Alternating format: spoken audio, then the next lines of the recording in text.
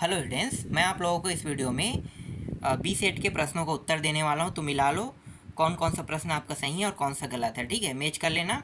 और आप लोगों को जो प्रश्न दिया था, अगर आप लोगों ने पढ़ के गए, मतलब आप लोग पढ़ के गए होंगे तो आपका तो अच्छा बना ही होगा, है ना। मैंने पहले ही कहा था, जो हम प्रश्न दे रहे हैं आपको डाउट नहीं करना चाहिए, आपको वो सारे प्रश्न पढ़ लेना ही चाहिए।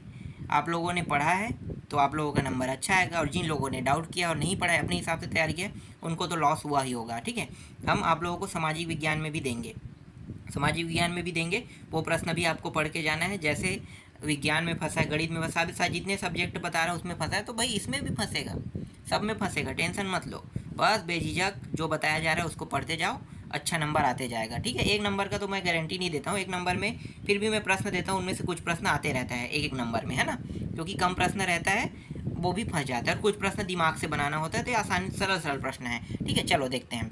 देखो ये प्रश्न, घास, टिड्डा, मेढक दिया हुआ है ना, और सांप दिया है। उपरोक्त खाद्य श्रृंखला में प्राथमिक उपभोक्ता बताना है। तो प्राथमिक उपभोक्ता क्या होता है?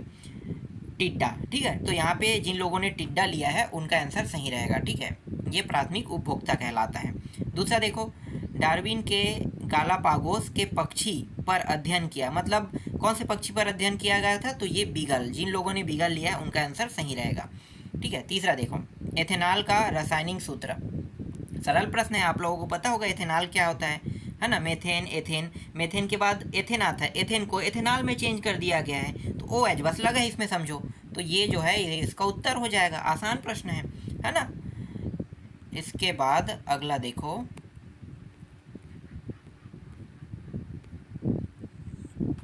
विद्युत धारा का ऐसा ही मात्रा, एक मिनट, नहीं, ये तो इसका अगला पार्ट है ना, ये है।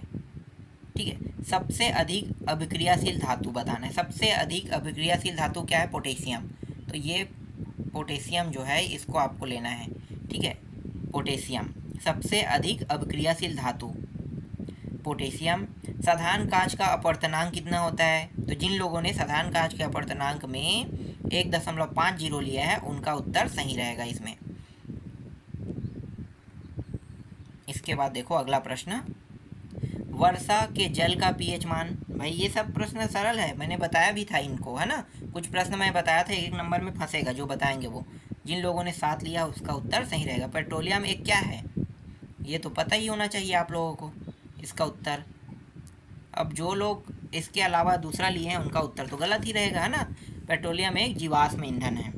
क्या है? जीवाश्म ईंधन। पैरा क्या है? पैराथायराइड ग्रंथि खालिस्तान की मात्रा को नियंत्रण करती है। तो यहाँ पे उत्तर आपको क्या लेना था? क्या लियो भाई? देख लो क्या मैं लिख रहा हूँ, कैल्शियम लिख रहा हूँ, है ना, कैल्शियम। तो कैल्शियम या कैल्शियम भी बोल सकते हो। तो ये जो है मैंने कैल्शियम लिखा है, तो कैल्शियम या कैल्शियम भी लिखे हो, उनका उत्तर सही रहेगा ना। ये कैल्शियम को क्या करता है? नियंत्रण करता है। ठीक है, अगला प्रश्न देखो,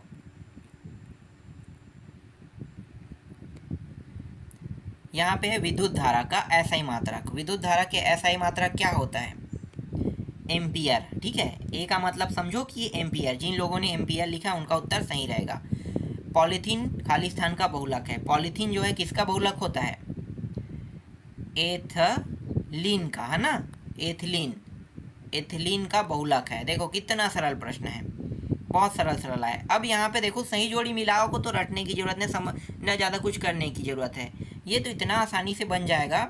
आप बस दिमाग लगाओ और यहाँ पे उत्तर को ढूंढो। जो जो पहले पता है उनको देखो। देखो मुझे पता है कि उपधातु क्या है? आर्सेनिक है ना। उपधातु यहाँ पे आर्सेनिक लो। उत्तल दर्पण के बारे में पता है मुझे, वाहनों का साइड दर्पण, मतलब वाहनों का साइड दर्पण होता है ना, ये तो मुझे पता है। इसके अलावा और क्या मुझे पता है? देखो नाइट्रिक अम्ल बोला, अम्ल से संबंधित यहाँ पे एक टॉपिक दिखा है, प्रबल अम्ल। तो नाइट्रिक अम्ल एक प्रबल अम्ल है, इस तरीके से डाल देंगे। विशिष्ट ऊष्मा का मात्रक, अब विशिष्ट ऊष्मा जो है जूल है ना, ये आ जाएगा। ऐसे ही देखो पता चल गया। अब बचा क्या? पारिस्थितिक पिरामिड। तो ये बचा है ना, तो इसको आपको इसमें ले लेना है। देख लो, 5वां और ये 5वां, इस तरीके से, है ना, ये इसके साथ आ जाएगा मैच। कितना सरल प्रश्न है। ठीक है, और सारे प्रश्न बहुत सरल सरल आए थे।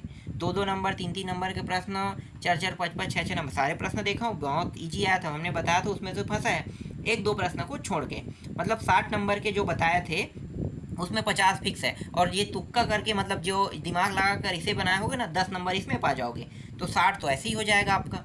तो देखो कितना इजी इजी प्रश्न आया है, जो बताएं उसमें भी बहुत सारे प्रश्न आया है। तो जो बताते हैं उसको आपको पढ़ना चाहिए, नंबर आपका अच्छा आएगा।